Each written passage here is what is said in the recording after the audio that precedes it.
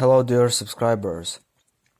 Today I will show you how you can easily enable your airplane mode on iPhone. So for doing this you just need to get your finger and just swipe from down to up, and you will see here open menu. From this menu you just click here on plane, and now your airplane is enabled. So if you want to disable it, so just scroll it, swipe it, and here you can see when you turn on your airplane mode, your mobile data and Wi-Fi, everything turn off.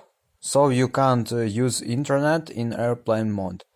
So if you want to disable airplane mode, just click here, and you successfully turn it off, and you can see that our mobile data recover and our internet recover too. So this is how it works.